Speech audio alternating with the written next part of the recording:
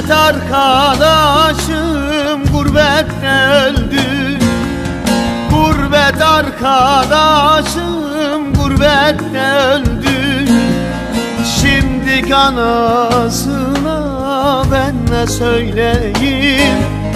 Acısı bağrımı ikiye böldü.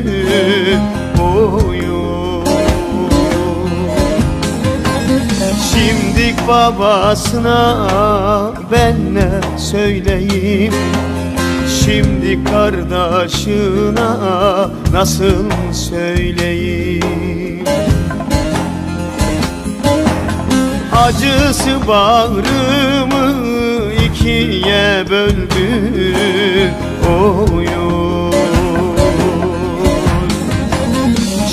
Şimdik babasına ben ne söyleyeyim?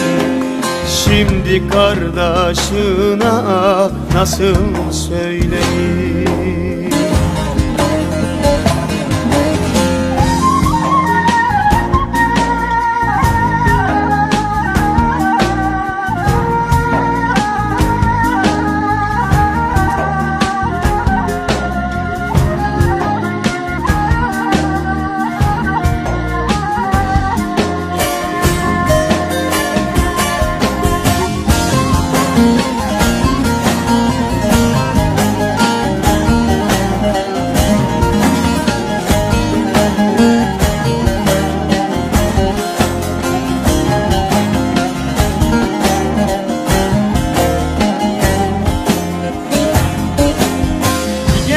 Yaram göz göz oldu sızılar. Ciger yaram göz göz oldu sızılar. Duyarsam eleşir körpe kuzular. Kalk lan Halim gidek gidek ailen arzular. Oy oy. Şimdik sevdiğine ben ne söyleyeyim? Şimdik bacısına ben ne diyeyim? Kalk lan Halim gidek gidek ailen arzular. Oy oy. Şimdik sevdiğine ben ne söyleyeyim? Şimdik bacısına ben ne diyeyim?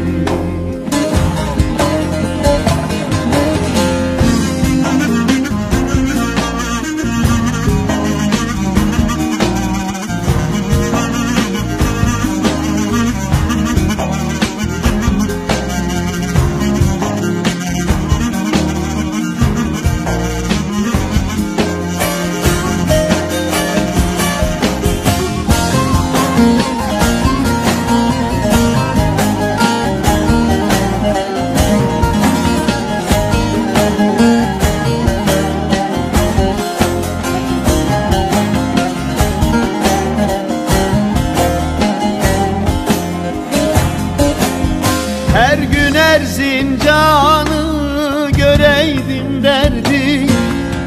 Her gün Erzincan'ı göreydim derdim. Ekmeğini suya bandırır yerdim. Öldürecek devran babanın derdi. Oy Şimdik amcasına ben ne söyleyeyim? Şimdik dayısına ben ne diyeyim? Öldürecek devran babanın derdi. Oy